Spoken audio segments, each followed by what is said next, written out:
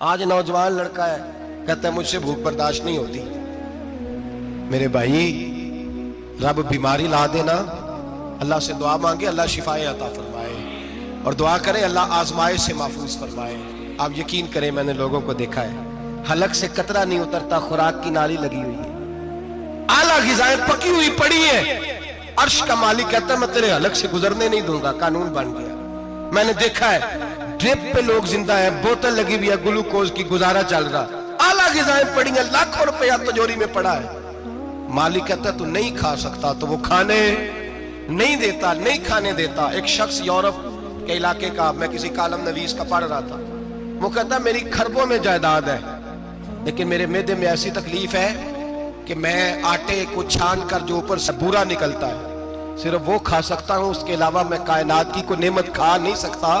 اور میرے بھائی وہ جب چاہے تو بڑے بڑے کھانے کھانے سے تجھے روک دے، تیرے دانت چبانے کے قابل نہ رہے، زبان نگلنے کے قابل نہ رہے، معدہ تیرا ہضم کرنے کے قابل نہ رہے.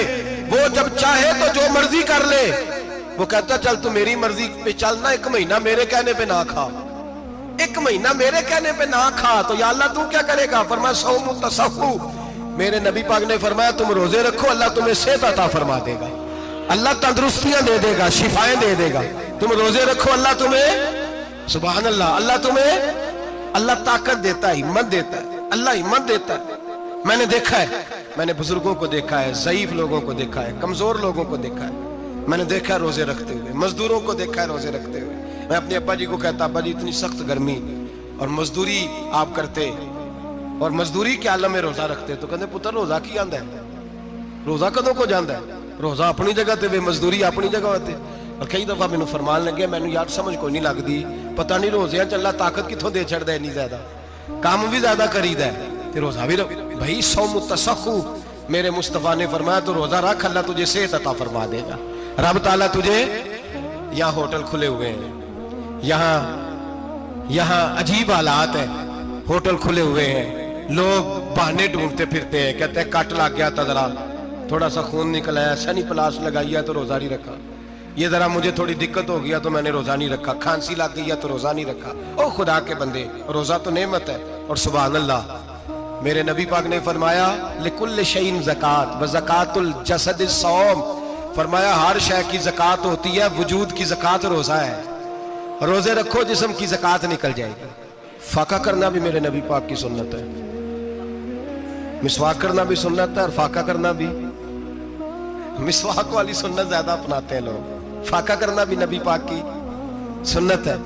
ایک صاحب مجھے کہنے لگے جناب بیٹھ کے کھانا حضور کی سنت ہے. میں نے کہا کبھی کبھی نہ کھانا بھی نبی پاک کی سنت ہے، نہ کھانا بھی حضور کی سنت ہے. اور ہمارے فقہاء نے لکھا ہے جو روٹی زیادہ کھاتا ہے اس میں دو باتیں پیدا ہو جاتی ہیں. کیا کیا؟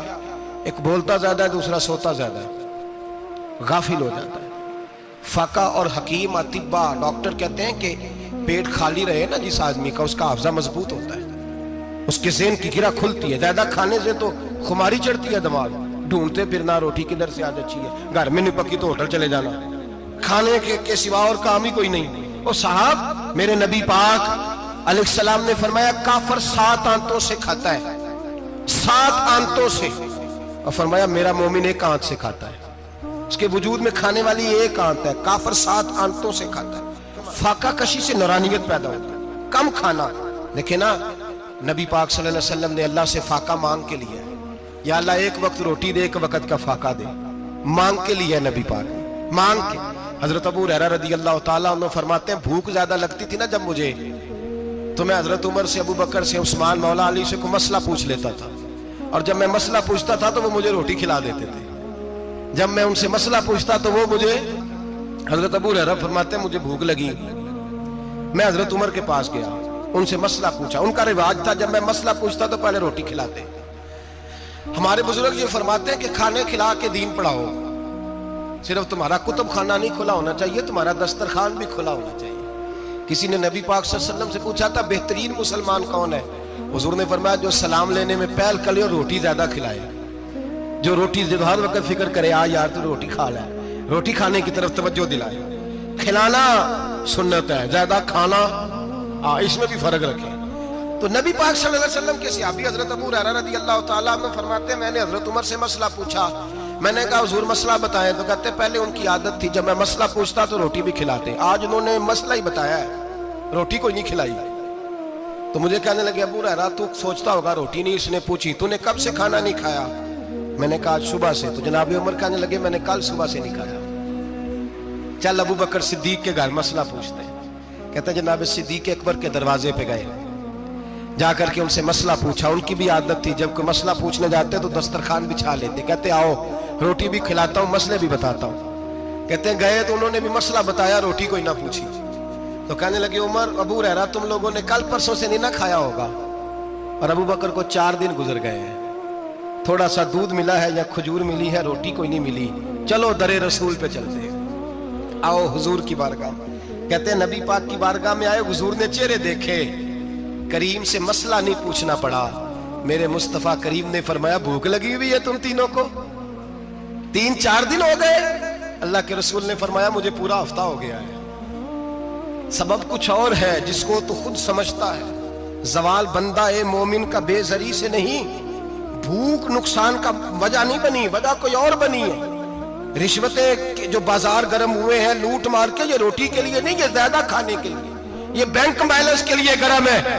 یہ لوٹ مار کا مقصد کوٹھیاں بنانا ہے، روٹی کا تو رب کریم کا وعدہ ہے۔ جو روز روتا ہے شام کو کہ میرا کاروبار کوئی نہیں، اصل میں کہتا ہے بنگلہ کوئی نہیں، اصل میں کہتا ہے کار کوئی نہیں، پجارو کوئی نہیں، روٹی تو اللہ عطا فرماتا ہے، اس کا وعدہ ہے۔ فرمایا حضور نے 3 دن بیت گئے، چلو میرا بے تکلف صحابی ہے ابو الحسن انصاری، وہ بڑے نصیب والے ہوتے ہیں جن کو میرے نبی پاک خود کہتے تھے کہ تیری فلانی ذمہ داری ہے۔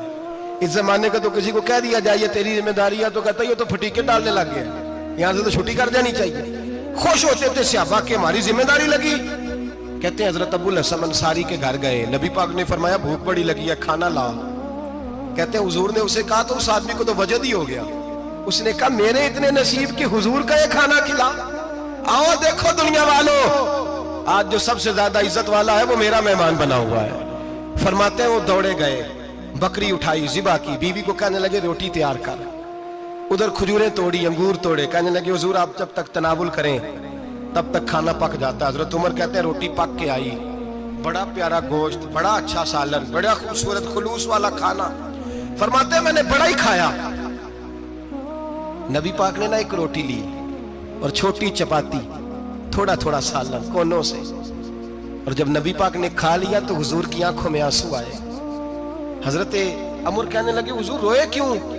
نبی پاک نے فرمایا سوچتا ہوں 7 دن کے فاقے کے بعد کھایا ہے، پر ڈرتا ہوں رب اس کا حساب پوچھے گا تو جواب کیسے دینا ہے، اس کا حساب بھی تو دینا ہے نا جو کھایا ہے۔